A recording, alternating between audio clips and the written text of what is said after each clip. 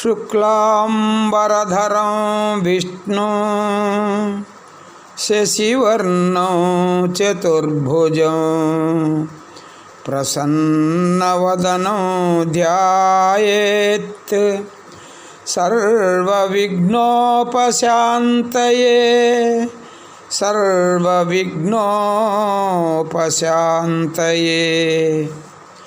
ओम गुरुर्ब्रह्मा गुरुर्विष्णुः गुरुर्देवो महेश्वरः गुरुसाक्षात् परं ब्रह्मा तस्मै श्री गुरवे नमः।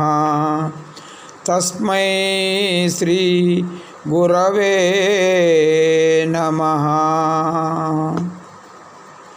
శ్రీమద్ ఆంధ్ర మహాభారతము సౌప్తిక పర్వము ద్వితీయాశ్వాసము.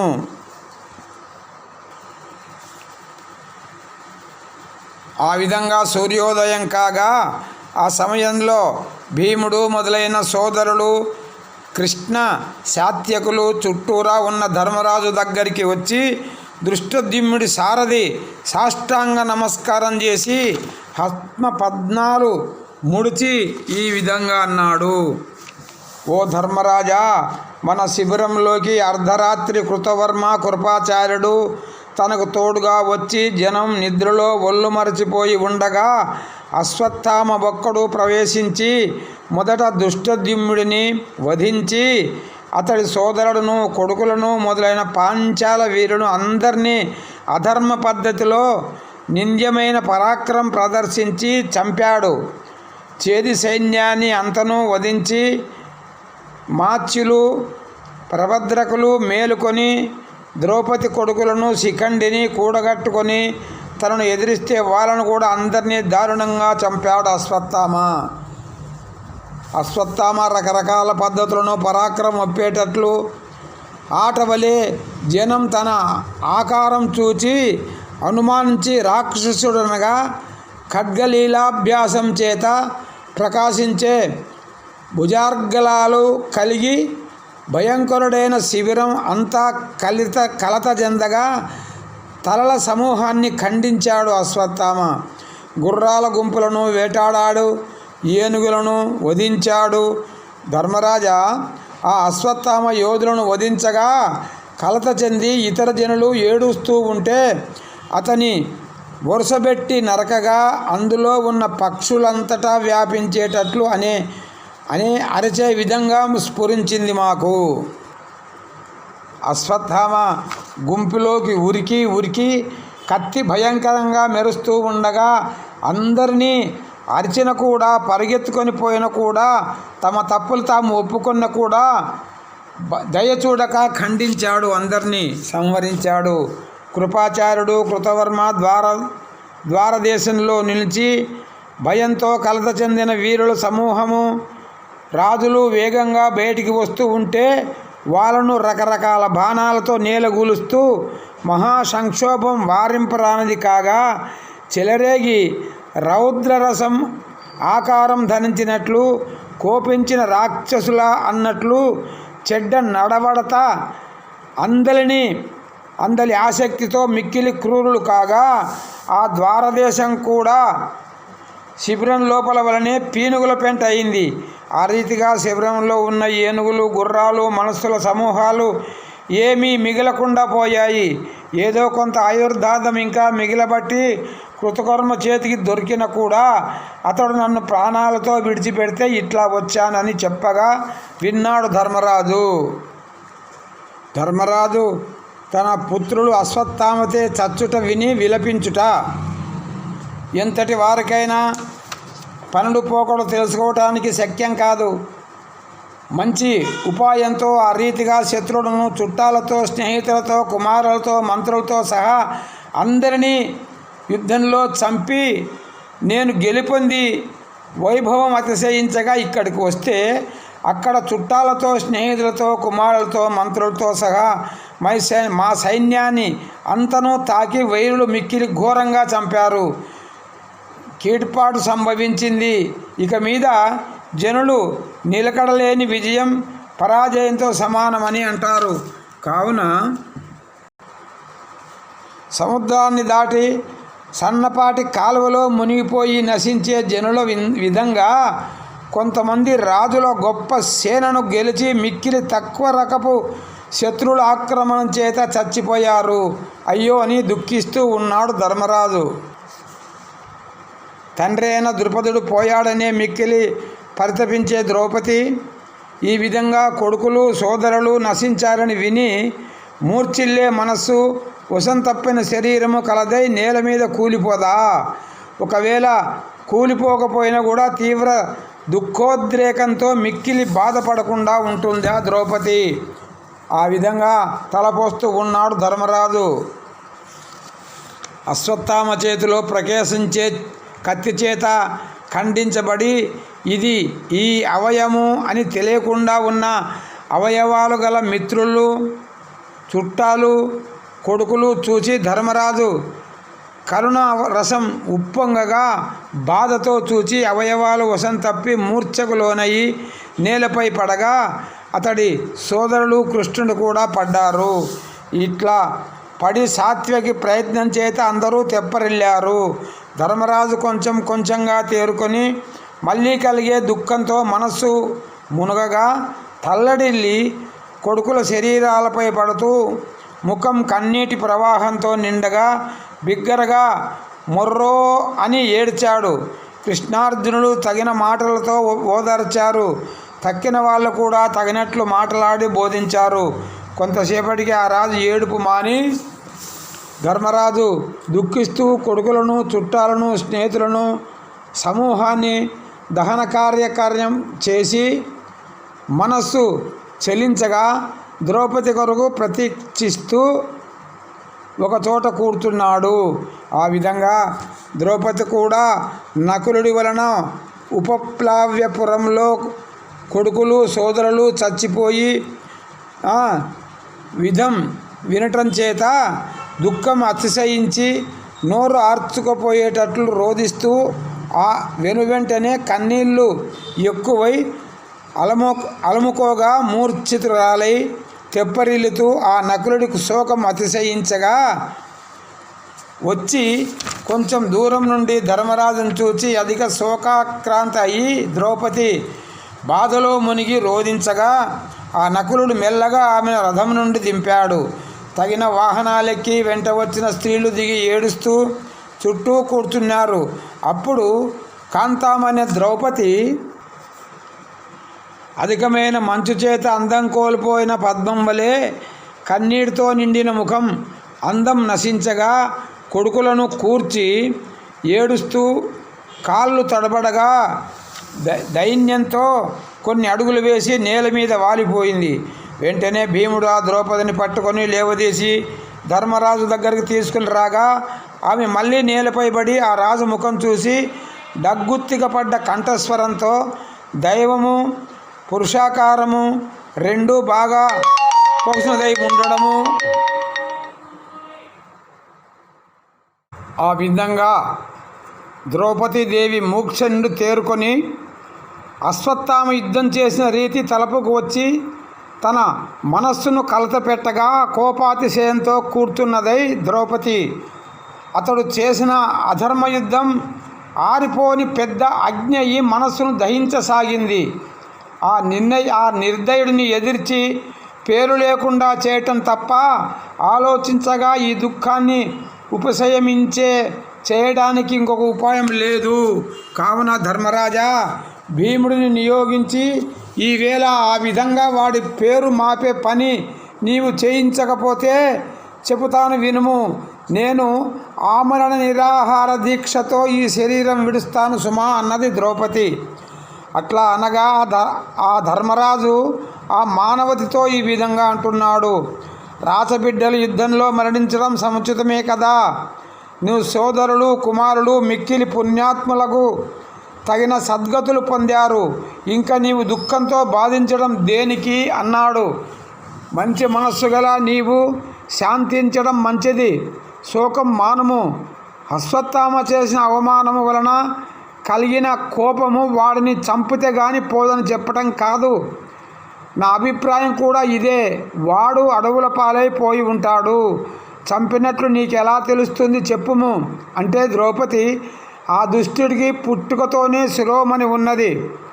దానిని తెచ్చి నాకు ఇస్తే నేను ప్రాణాలతో ఉందామని అనుకుంటున్నాను అని కఠినంగా పలికి భీముడు తన చేతితో స్పృశించి ఈ విధంగా చెబుతూ ఉన్నాడు.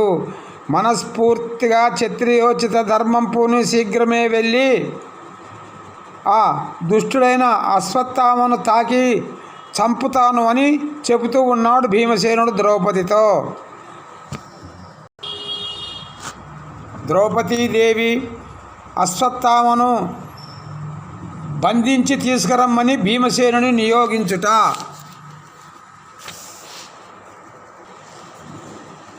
లక్క ఇల్లు కాల్చేటప్పుడు చూపిన మిక్కిలి గొప్ప పౌరుషంతోనూ, మిక్కిలి భయంకరుడైన హిడింబాసును చంపినప్పుడు పూనిన కాఠిన్యంతోనూ, యక్షులు ఆక్రమించినప్పుడు చూపిన భయంకర భుజ పరాక్రమ విస్తరణలోనూ, మిక్కిలి బలవంతుడైన కీచకుడు విజృంభించినప్పుడు ప్రదర్శించిన పరాక్రమ ప్రకాశంతోనూ కూడుకొని నిన్ను జనులు ప్రశంసించే విధంగా వెళ్ళుము. నీ బలము చలము ప్రకాశించేటట్లు మనను గెలిచాలని విర్రవీగే అశ్వత్థామను ఎట్లయినా సరే చంపుము అని చెప్పింది ద్రౌపది భీమసేనుతో. ఆ విధంగా విని భీముడు అశ్వత్థామ మీద పుట్టిన కోపంతో శరీరం పొంగగా భీముడు ద్రౌపదితో ధర్మరాజన్న మాటలు అశ్వత్థామ మీదికి పోవటానికి అంగీకరించగా మనసులో సంతోషించి భీముడు బంగారు కాంతితోనూ మనల కాంతితోనూ వెలుగొందుతున్న తన రథాన్ని సిద్ధం చేయమని మిక్కిలి ఆదరంతో నకులుడిని నియోగించాడు.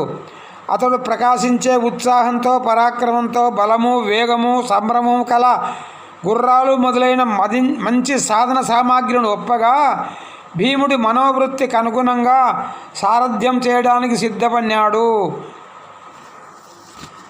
ఇట్లా భీముడు నకులుడిని తనకు సారథిగా చేసుకొని విల్లు గద మొదలైన ఆయుధాలతో కూడిన ఆ రథం ఎక్కి శిబిరం నుంచి వేగమే బయలుదేరి అశ్వత్థామాది యోధుల రథాలు వెళ్ళిన మార్గాన్ని అవలంబించి మిక్కిలి తొందరగా వెళ్ళి కురుక్షేత్రంలో తిరిగే జనులను చూసి ఈ విధంగా అన్నాడు. అశ్వత్థామ ఎక్కడున్నాడో మీకు ఎరుగుదురా అని అడగగా వారు అతడు కృతవర్మలతో హస్తినాపురం వైపు వెళ్ళి మరలి గంగానది ఒడ్డుకు వచ్చి అక్కడ ఆ ఇద్దరు వీరులు తనను విడిచి ఒక దిక్కుగా వెళ్ళగా తాను వ్యాసాశ్రమానికి వెళ్ళి అక్కడ నివసించాడు అని చెప్పగా ఆ వైపు రథం పోనీమని భీముడు తర్వాత చెప్పాడు. ఆ సమయంలో ధర్మరాజుతో కృష్ణుడు ఈ విధంగా అంటున్నాడు. వాళ్ళ మీద ప్రయోగించకూడదనేది ఉన్నది కాబట్టి అన్ని ధర్మాలు తెలిసిన ద్రోణుడు ఒకనాడు అస్త్రాలను గురించి మాట్లాడే సందర్భంలో అతడితో ఈ విధంగా ఉన్నాడు. కుమారా వినుము, మనుష్యుల మీద బ్రహ్మశిరోనాస్త్రము ప్రయోగించిన కీడు కలుగుతుంది. ఎన్ని ఆపదలు వచ్చినా నీవు వాటిని ఇతరోపాయాల చేత తొలగించుకొమ్ము, అంతేగాని మానవుల మీద అస్త్రాన్ని ప్రయోగించకూడదు అన్నాడు అని చెప్పి మనసులోని మాట తనకు తెలియపరచకుండానే నాలుక మీదకి రాగా వీడు ఎట్లాగూ సజ్జనుల ప్రవర్తన కలిగి ఉంటాడా అని అతడు వినేటట్లు ఈ విధంగా అన్నాడు శ్రీకృష్ణుడు. ఆ మాటకు అశ్వత్థామ విచారంతో బాధపడి ఉంటాడే కానీ ఆ గురుడు చెప్పినట్లు సదుపదేశం ఆచరించేవాడు కాడు. అతడికి దురహంకారం ఉన్నది. వినుము చెబుతాను. అతడికి ఈశ్వర ప్రసాదం వలన చిరంజీవి నిత్యము కలిగింది కదా అని దివ్యాస్త్ర శస్త్ర విద్యా రహస్యానికి మూల పురుషుడైన అగస్త్యుని వలన ద్రోణుడు పొందిన బ్రహ్మ శిరోనామాస్త్రము తనకున్నది కదా అని వానికి అహంభావం ఎక్కువ. దాని మహిమల వలన దేవ మనుష్య రాక్షస లోకాలు బూడిదైపోతాయి అని ధీమాగా ఉంటాడు. కాబట్టి పూర్వం మీరు వనవాసం చేస్తుండేటప్పుడు తాను ఒకరోజు మా నగరానికి వచ్చాడు అశ్వత్థామ అని చెబుతూ ఉన్నాడు శ్రీకృష్ణుడు. నేను యాదవ బాలకులతోడు వేడుకలలో ఆసక్తులై ఉండి ఒకనాడు నేను ఒంటరిగా ఉండగా నా దగ్గరకు వచ్చి నవ్వుతూ ఈ విధంగా అన్నాడు అశ్వత్థామ. వినుము, అగస్త్యుడు మా తండ్రి చేసిన గొప్ప తపస్సు మనస్సులో ఎంతో సంతోషించి బ్రహ్మశిరస్సు అనే అస్త్రశ్రేష్టమిచ్చాడు. ఆ గురుడు అమిత వాత్సల్యంతో దానిని నాకిచ్చాడు. ఆ దివ్యాస్త్రం నీకిస్తాను, నీవు నాకు చక్రం ఇవ్వాలి అని అడిగాడు. నేను దురహంకారి అసూయ కలిగి ఇట్లా అడుగుతున్నాడని తెలిసి నేను ఇంకొక మాట అనకుండా అతడికి నా చక్రం అంటే సుదర్శనము, ధనస్సు, శార్ఘం, గద, కౌమోదికం, ఖడ్గం, నందకం వాడికి 4 చూపించి వీటితో నీవు ధరించగల ప్రయోజనం గల దానిని ధరించుము అని చెప్పాను. నీవు నీ అస్త్రం నాకు ఇవ్వనక్కర్లేదు. స్నేహితుడు కోరిన దానికి ఇస్తూ దానికి బదులుగా ఇంకోటి పుచ్చుకోవడం ధర్మ మార్గం కాదు అనగా అతడు సుదర్శనం కోరితే పుచ్చుకొమ్ము అన్నాను.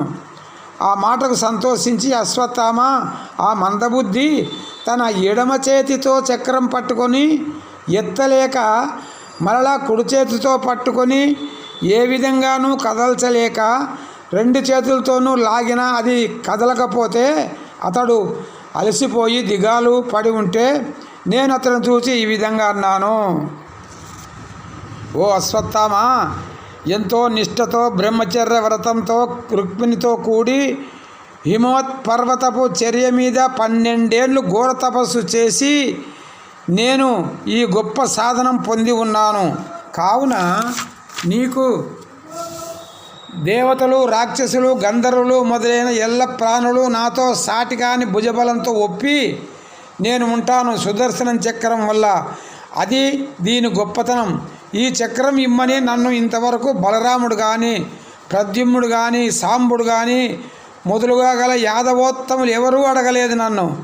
అర్జునుడు శ్వేతాశ్వాలు, కపిధ్వజము తపోబలం పొంది కూడా ఒక్కడు చేసిన యుద్ధంలో రుద్రుని మెప్పించి పాతిపతాస్త్రం పొంది కూడా నాకు ప్రాణం కంటే ఎక్కువైన ఆ దేవ సమారునికి ఇవ్వరాదని ఏదీ లేదు. కానీ అటువంటి అర్జునుడు కూడా దీనిని అడగలేదు. భరతవంశ గురుడి కుమారుడిని, అందరి మన్నలను పొందదగిన వాడిని నీవు ఇట్లా తెలియక అడిగావా? దీనిని పుచ్చుకొని ఎవరితో యుద్ధం చేయాలని అడిగావు అని అన్నాడు కృష్ణుడు అశ్వత్థామతో.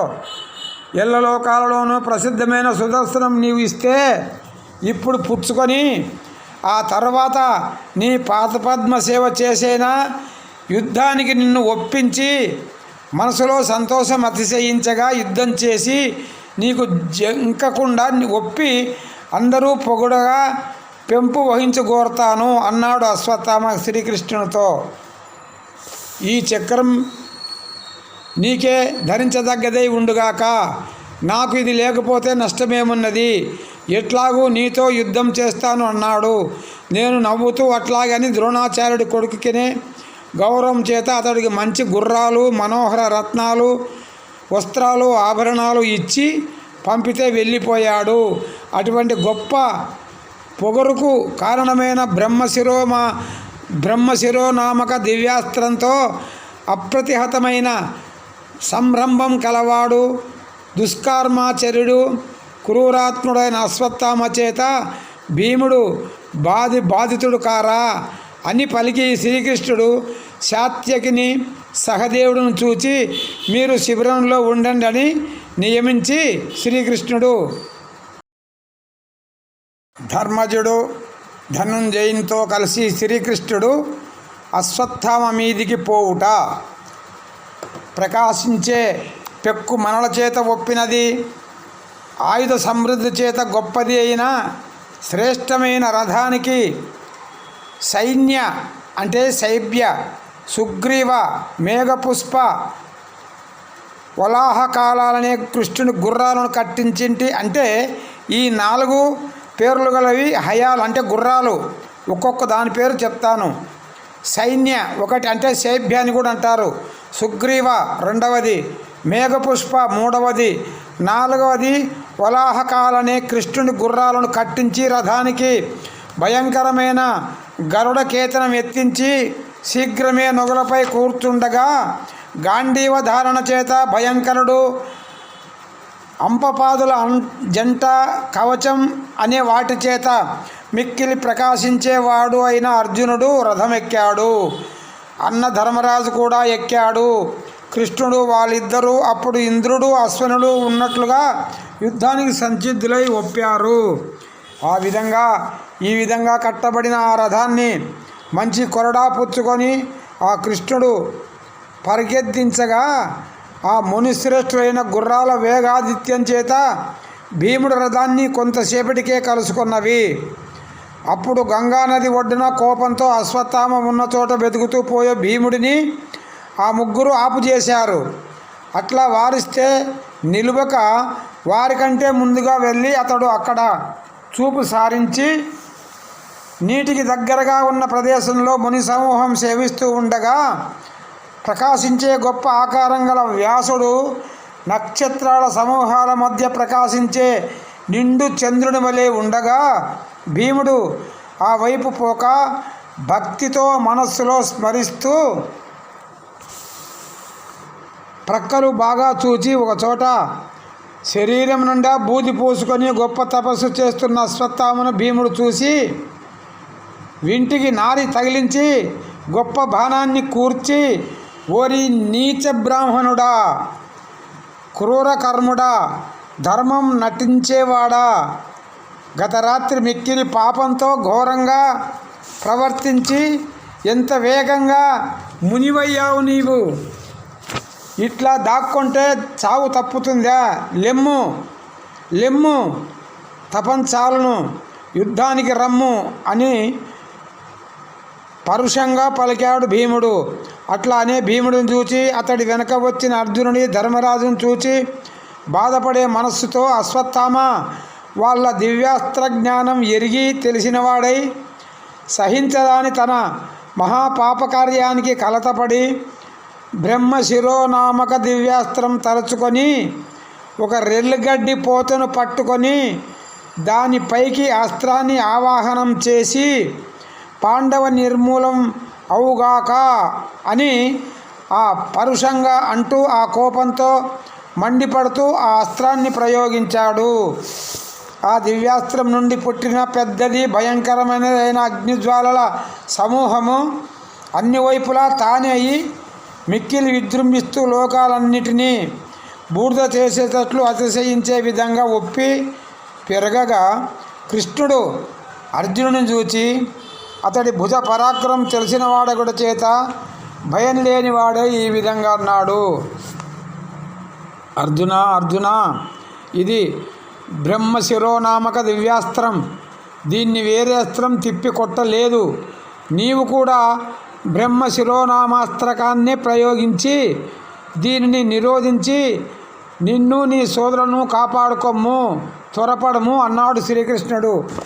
శ్రీకృష్ణుడు అనగానే ఆ వీరుడు వెంటనే రథం దిగి వినయంతో ద్రోణాచార్యుని తలుచుకొని విల్లు తీసుకొని సమంత్రకంగా బాణాన్ని అల్లత్రాటులో సంధించాడు.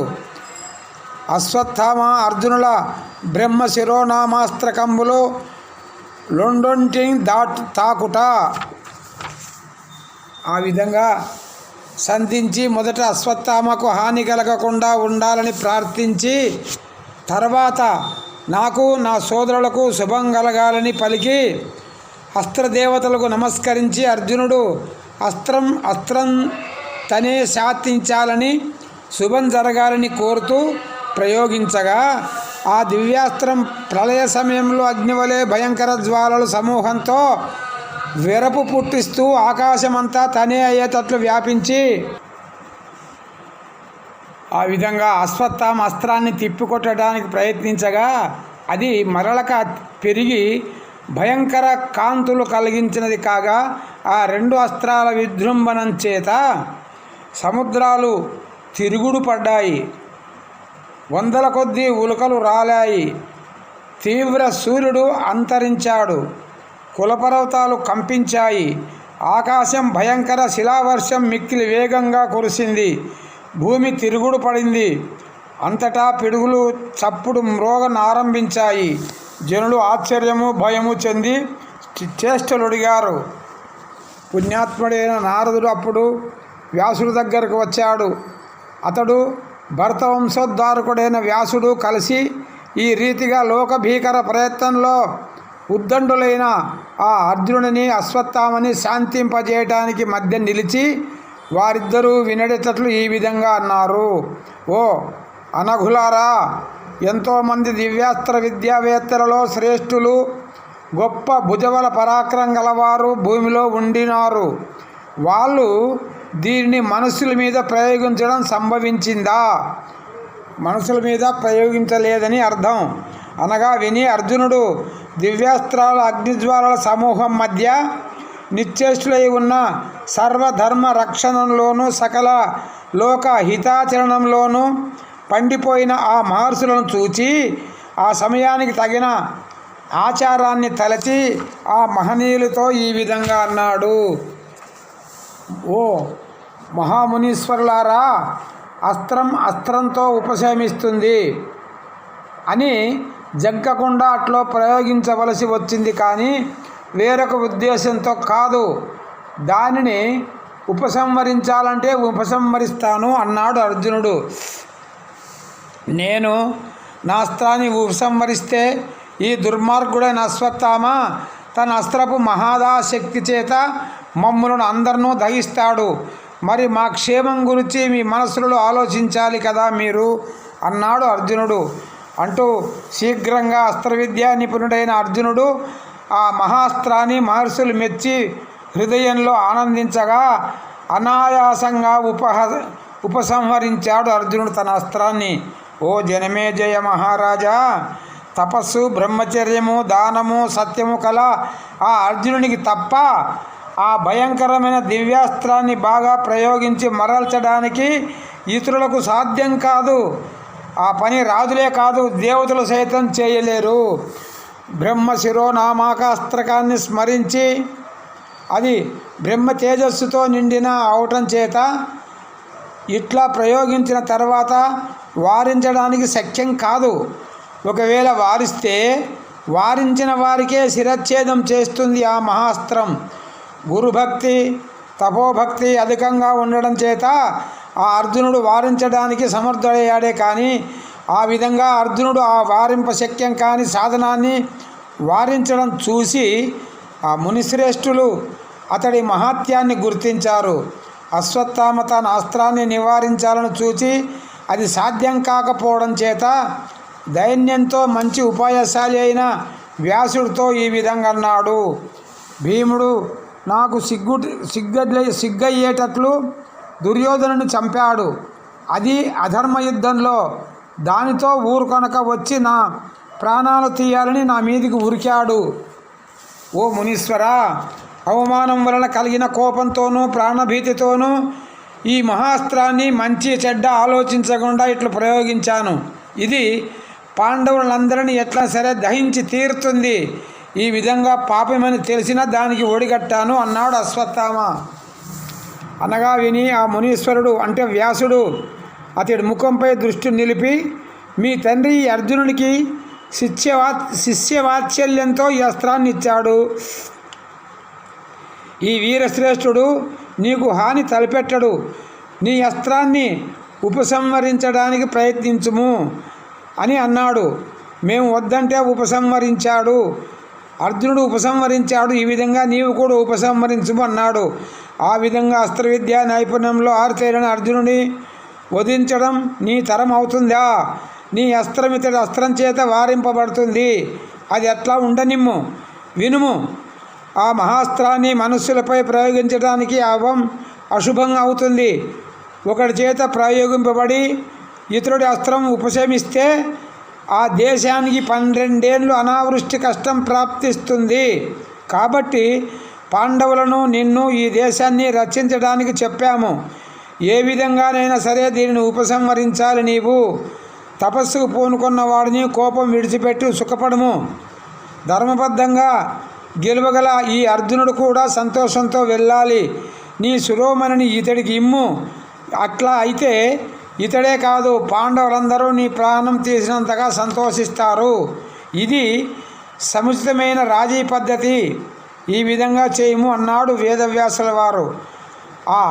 అనగా విచారంతో అశ్వత్థామ వ్యాసుడితో ఈ విధంగా అంటున్నాడు. ఓ మునీశ్వర, దుర్యోధనుడి బొక్కసాన్నంతటినీ పొందిన పాండవులకు రత్నాలు అపురూపమా? ఈ రత్నము సర్పభయము, చోర భయము, రాక్షస భయము, దేవతల భయము దీని దగ్గరుంటే కలగవు. దీని వలన ఆకలి, దప్పిక, నిద్ర, రోగము బాధించవు. ఇట్లాంటి రత్నం వీళ్లకు ఇవ్వగలనా? అయినా నీ మాట దాటరానిది కాబట్టి దీన్ని నీకు ఇచ్చాను. నా అస్త్రం పాండవేయుల గర్భాలకు హాని కలిగించి తృప్తిపడి ఉపశమిస్తుంది గాక అన్నాడు. అంటే పాండవ వంశాన్ని నాశనం చేస్తుందని అర్థం. అనగా విని వ్యాసుడు, ఇట్లా చేయము, వేరే దానికి ఆశించకము అని పలకగా అశ్వత్థామ తన మనస్సులో అతడి మాటను బట్టి తన మాట తప్పని గ్రహించాడు. ఆ విధంగా గ్రహించి పాండవేయ రాగ పాత్ర గర్భము అని పాండవుల సంతతిని తాలూకు గర్భాలన్నిటినీ ఉద్దేశించాను. కానీ దానిని వ్యాసుడు పాండవుల భార్యల గర్భాలనే పేర్కొనడం చేత వేరే దానిని ఆశించకము అన్నాడు. అది నేను తెలిసినట్టుగా ఎందుకుండాలి? ఇది అంగీకారంగా భావించి అన్ని గర్భాలని నాశనం చేస్తానుగాక అని నిర్ణయించి ఈ మునీశ్వరుడితో అట్లాగే చేస్తానని పలికాడు అశ్వత్థామ. వాళ్ళ పరస్పర సంభాషణ క్రమం కృష్ణుడు తెలిసి వీడు మునీశ్వరుడి మాటను కాదని తన ఇష్టం వచ్చినట్టు చేసేవాడి వలె ఉన్నాడు. ఈ దుర్మార్గుడి ప్రయత్నానికి అడ్డుపడడానికి చూస్తాను, లేకుంటే చివర నేను చేసే పని ఎట్లాగూ ఉండనే ఉన్నది కదా అని తలచాడు. అప్పుడు అశ్వత్థామ మనోభిప్రాయం వ్యాసుడు గ్రహించి కృష్ణుడు గ్రహించాడని, అతడు అశ్వత్థామతో మాట్లాడుకుంటున్నాడని తెలిసి ఊరుకున్నాడు. శ్రీకృష్ణుడు ఉత్తర గర్భంబు దగ్ధం కాకుండా చేయ నిశ్చయించుట. శ్రీకృష్ణుడు అశ్వత్థామతో ఈ విధంగా అన్నాడు. పాండురాజు మనవలందరినీ వధించావు, పాపం కట్టుకున్నావు. ఇప్పుడు ఆ మనుమల గర్భాలను చంపాలనుకుంటున్నావు. అందులో ఒకదాన్నైనా నీ బారిన పడకుండా తొలగించాలి.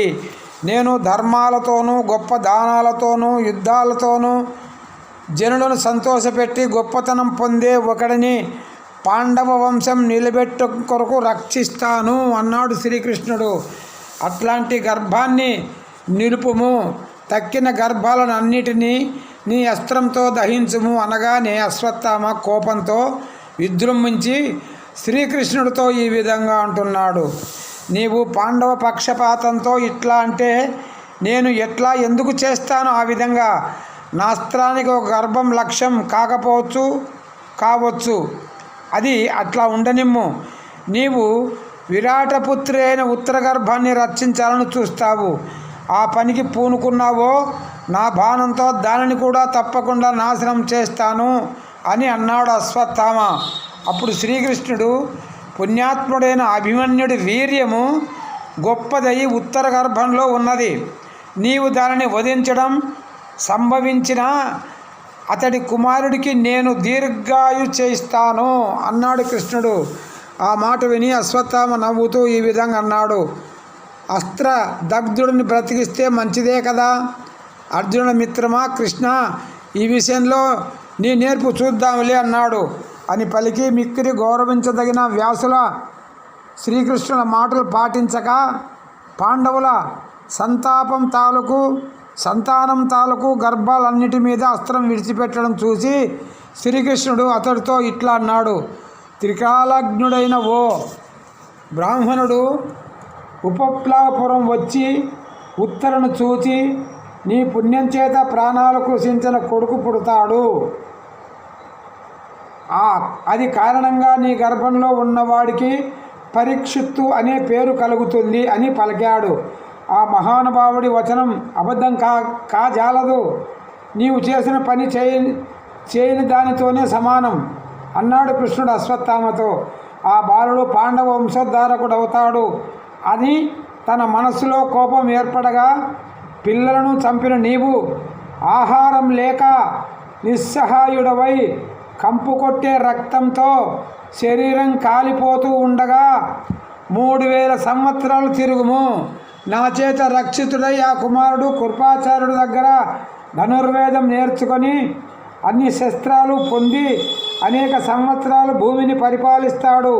అతడికి జనమేజయ మహారాజు పుట్టి నీవు చూస్తుండగానే గొప్పగా వెలుగొందుతాడు. నా తపస్సత్యాల మహిమలు చూడుమని పలికాడు శ్రీకృష్ణుడు. అప్పుడు వ్యాసుడు అశ్వత్థామతో ఈ విధంగా అన్నాడు. నీవు బ్రాహ్మణుడివైనా ఈ విధంగా క్రౌర్యానికి వెనుదీయకుండా నా మాటలను పాటించకుండా ఈ పాపకృత్యం చేశావు. నీవు కృష్ణుడు అన్నట్లుగానే ఆ శాపానికి గురి కావలసి వస్తుంది. ఆ విధంగా కమ్ము అని వేదవ్యాసుల వారు కూడా అశ్వత్థామతో అన్నాడు అని అట్లా శపించి తుచ్చుడా పొమ్ము అనగా విని అశ్వత్థామ ఆ మహానుభావుడి ముఖం చూసి మునీశ్వర నీవు మనస్సులలో ఉందుగాక అని ప్రతిశాపమిచ్చాడు.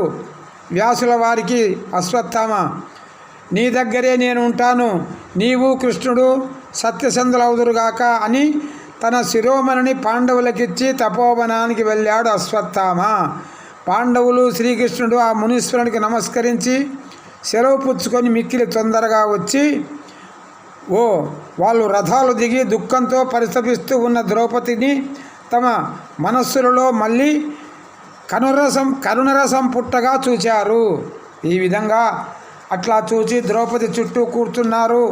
అప్పుడు అన్నగారు పంపగా భీముడు ఆ శిరోమణిని ద్రౌపదికిచ్చి, భీమసేనుడు అశ్వత్థామ శిరోరత్నమును ద్రౌపదికిచ్చుట శత్రువును సాధించే కార్యక్రమం పూర్తయింది.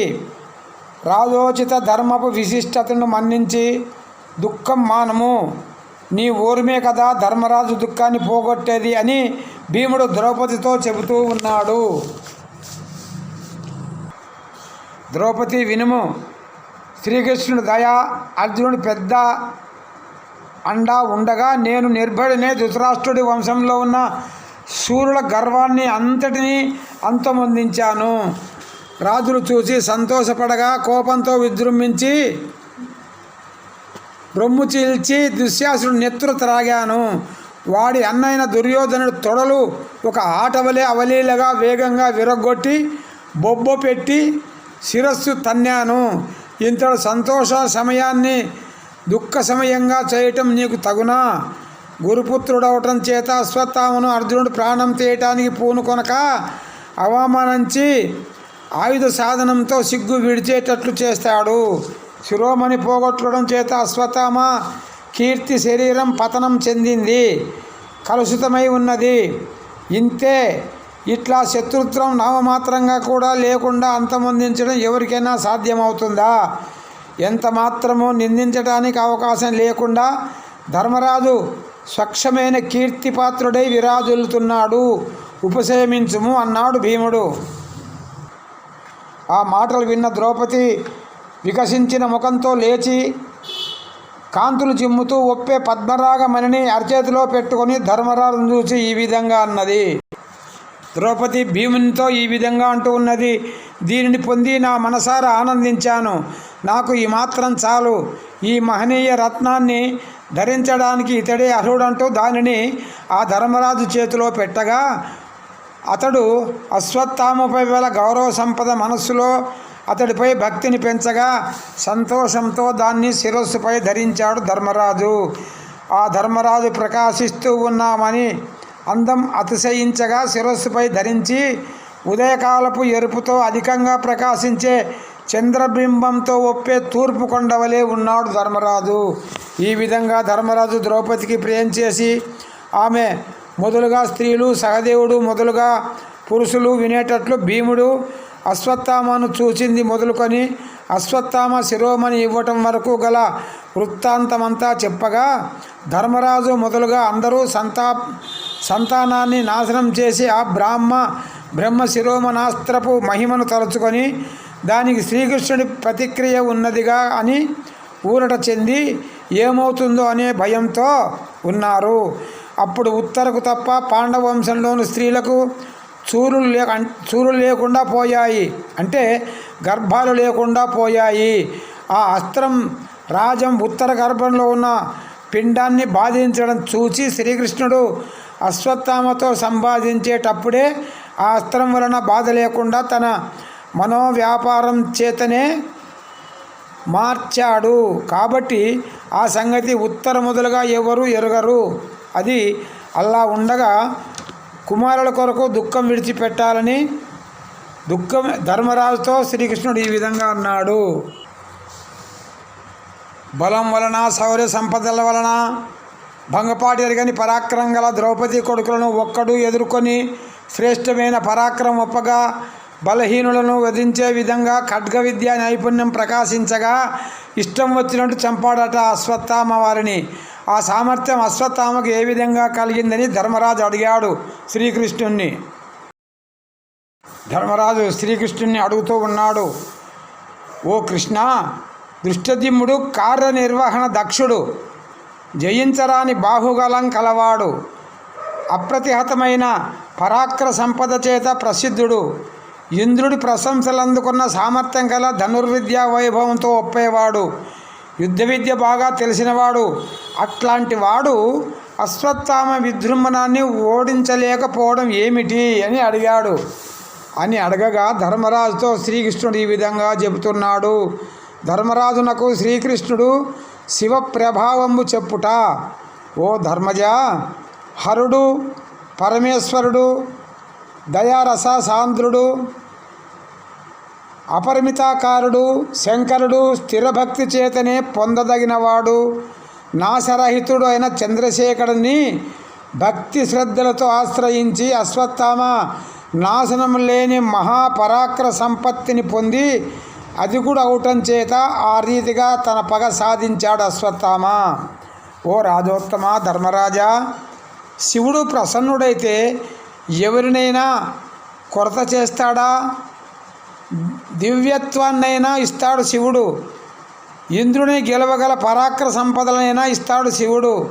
అట్లాంటప్పుడు శత్రువులు అనేకులు ఒక్కడు భుజబల క్రీడను భయంకరంగాను ఓడించే సామర్థ్యాన్ని ఇవ్వడం ఏమి వింత ఏమి కాదు, పెద్ద విశేషమేమి కాదు. ధర్మరాజా, నేను భగవంతుడైన శివుడిని బాగా ఎరుగుదును. అతడే ప్రాణి సమూహం అంతా పుట్టేటట్లు, నిలిచేటట్లు, నశించేటట్లు చేస్తాడు.